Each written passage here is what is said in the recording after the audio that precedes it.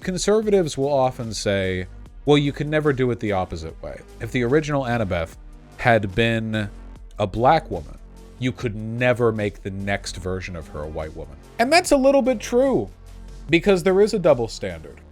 The argument is that it's a justified double standard, and I want to talk about that.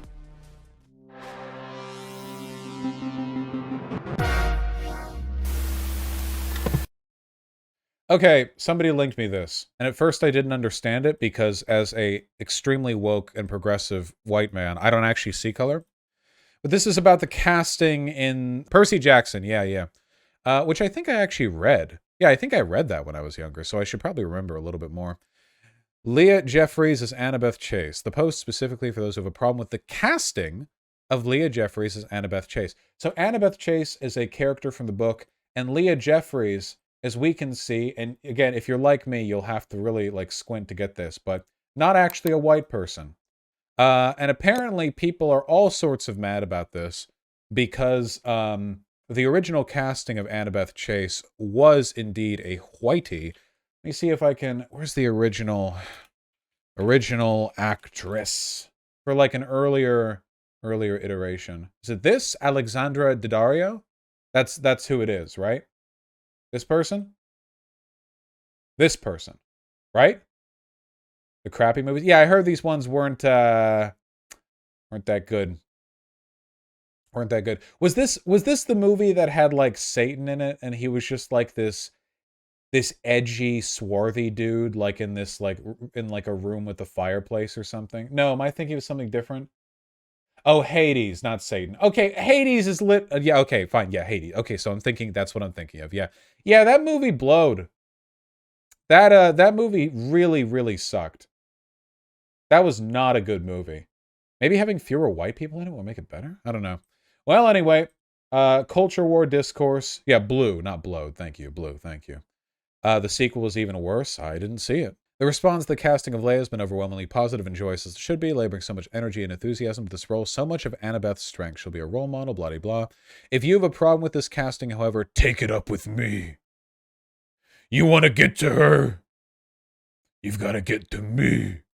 You should have no one else to blame. Whatever else you take from this post, we should be able to agree that bullying and harassing a child online is inexcusably wrong, as strong as Leia is, blah, blah, blah, blah. Right, so, yeah, basically, the internet did what you'd expect. Oh, yeah, they're doing this with the new doctor, the new doctor from Doctor Who as well. We get this all the time. So, I don't know much about Doctor Who outside of the fact that I saw a 10 trillion hour-long JXC video on the most recent 2 seasons, which gave me the impression that it was terrible.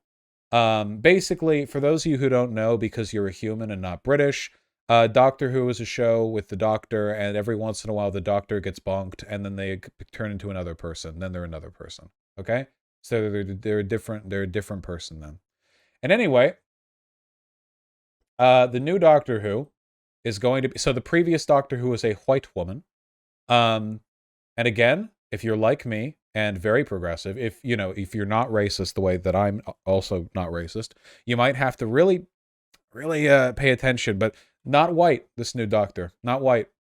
Except for the hair. He's actually really hot. Anyway.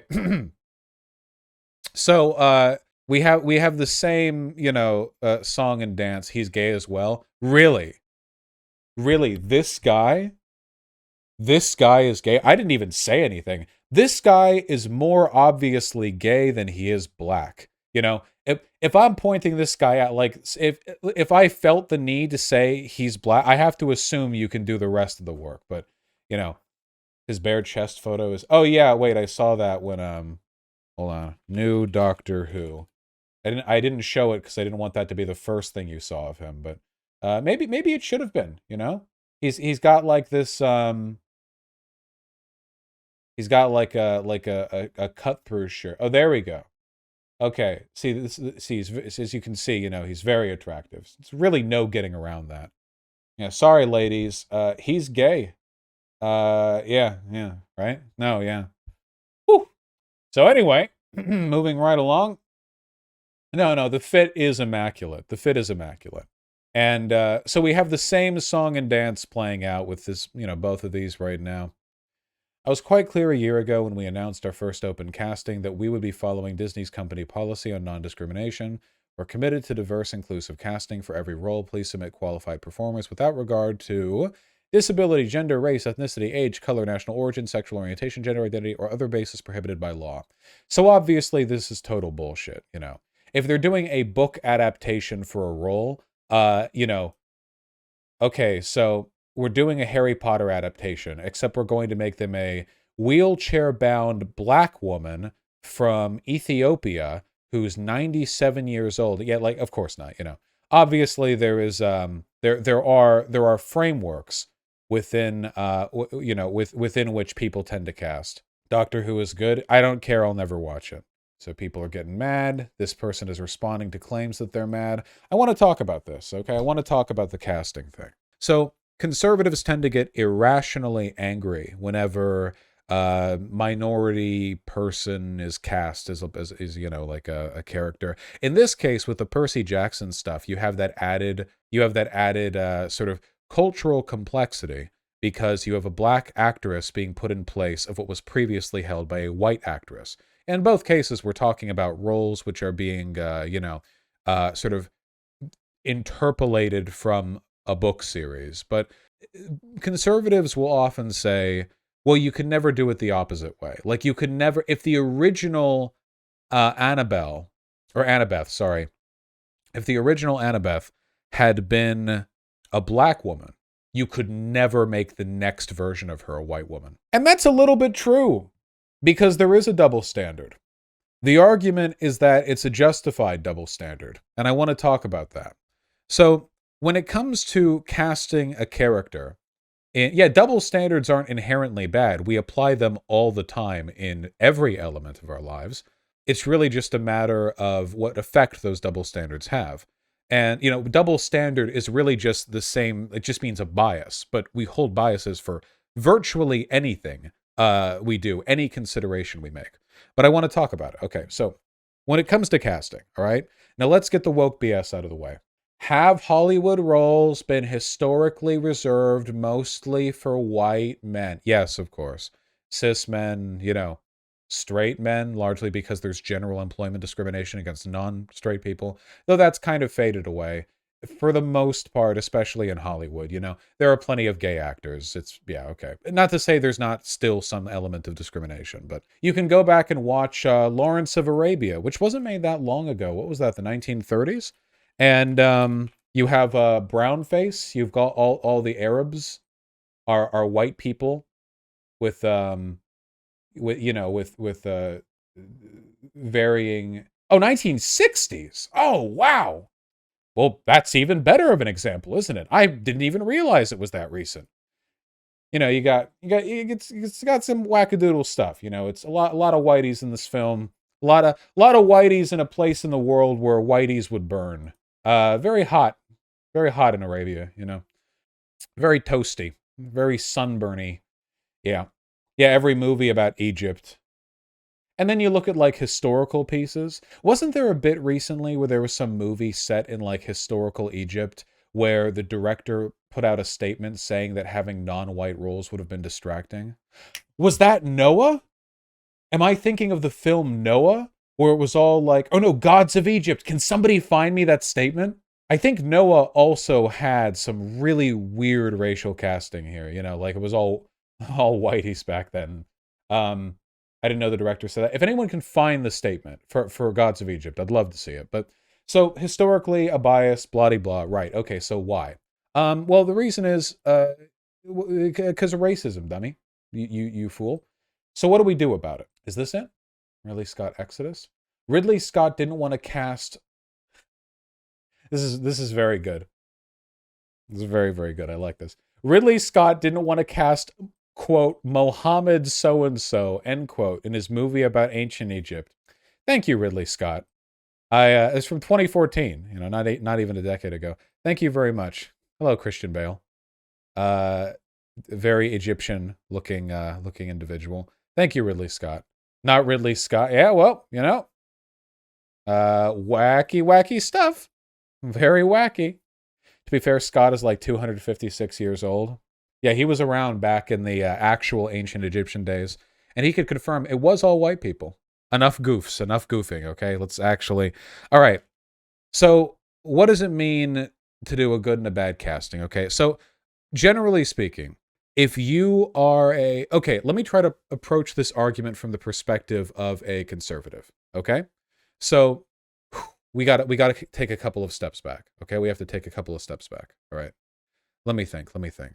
All right. So, one thing that's really important to recognize, first of all, is the social value of diversity in media. I know it's so cucky, but follow through with me, okay? So, there's something called, I think, the Bones effect, or no, not Bones, it's the X-Files, the Scully effect. The Scully effect, okay? So when the X-Files came out, you got this story about a female and a male detective. There's paranormal stuff, great. And after that went out, there was a significant, I mean significant, increase in the number of women applying for detective and police roles. Anything around like adjacent to that, crime scene photography, that kind of stuff, and the reason for that is because our perception of what we can and can't do is heavily influenced by what we see other people doing, Another good example of this in terms of like the reciprocity of representation is in computer engineering. Back when computers were first being developed, yay back in the day, it was a split field, men and women, pretty near 50-50, And when computers became available to the home market, when they started being actually marketed to consumers, they were marketed as a boy's toy. And as a product of that, boys grew up with computers more than girls did. And then they went into the computer engineering field. And then it became more male dominated, a bias which persists to this day. You can see the same thing with Legos. When Legos were initially marketed to the public, they were like old Lego advertisement. They were an aggressively like gender neutral toy. Like there was really nothing about the old Lego advertisements that strongly suggested any group of people should be more inclined to play with Legos than any other group of people. Wow, that is a low res photo. But yeah, look, it looks cute. See, the kids are, look at that. That's cute. But then, especially I think in the 1990s, there was a push to make more Lego playsets that are based around scenes from movies and shows. And obviously, the stuff that would sell the best, at least from their perception, were like action, like action set pieces. So like exploding cop cars and cool tanks and stuff like that, And that got pushed mostly to boys because they were considered more masculine toys, and then more boys get into Lego, and you see that same pattern replicate itself. The reason I'm going through this is because people who champion the free market have long made the case that the groups of people who are interested in a given field or product are determined like entirely by the inherent predilection of those individuals. Like, oh yeah, if the reason there aren't like more women in movies or more black people in movies is either because those women and black people don't want to be in movies or because moviegoers don't want to see those women or black people. The problem is that every element of our lives is shaped by advertising, explicit and implicit. In the same way advertising can determine what toys we want to buy, media we see in other forms can determine what kind of lives we want to lead. And as a product of that, if there are arbitrary reciprocating biases in something like, say, Hollywood, which sort of feed into a cycle of there being minimal representation for certain groups there, you actually have a self-replicating bias which inhibits the free choice of everyone in a society. Does that make sense? Right? If you want people to make choices freely, the idea then is that you shouldn't have biased, arbitrary social, conditioning determining what you do with your life. You would want people to make these decisions freely. So if you have a bias which leads to disproportionate representation, which leads to further bias, you kind of have a cog in the whole machine. You've thrown a wrench in there. So how do you fix this? Well, people call it forced diversity. In my mind, that term is ridiculous. Saying that you're doing forced diversity is like saying you're doing forced quality when you make a movie good. Dude, why are you doing forced audio mixing? Just let the music and the dialogue for the scene play at their respective volumes with no consideration for the interplay. Dude, why are you doing forced camera angles? Like, just have a camera here. Like, it's ridiculous. Diversity in casting choices are a deliberate, a product of the construction of any piece in media. If that's being done for reasons pertaining exclusively to the quality of a film or for political reasons, that's always been done.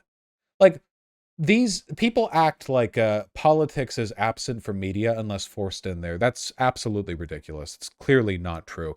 You know what's real politics in media? Real politics in media is Michael Bay getting to use a bunch of military vehicles from the U.S. Army that they give to them on the condition that Michael Bay's movie makes the Army look heroic. People who complain about politics in media, the line always seems to be drawn right on the, when there's black people. But then you have like literal working with the government to have a contract signed to make it propagandistic. And well, that's not a big deal. So if people want to do this diversity bit, it's fine. It's not forced diversity. It's just a product of the decision making that goes into the construction of any piece of media. Is there a double standard at present? Yeah, there is. You know why? Because right now there just is not a social problem with white people being underrepresented in media. If there was, then I think that would be a legitimate concern to have. But there isn't, so there isn't, Like any, addressed social issue where you're trying to bring, attention to any given range of issues, if you have a limited amount of time or media across which to disperse a political message, it might come at the expense of other types of messaging. So it really depends on what messaging is the most useful, important, and what leads to the most and least harm. And right now, having one fewer white girl playing in a Percy Jackson book is just not going to cause any social harm.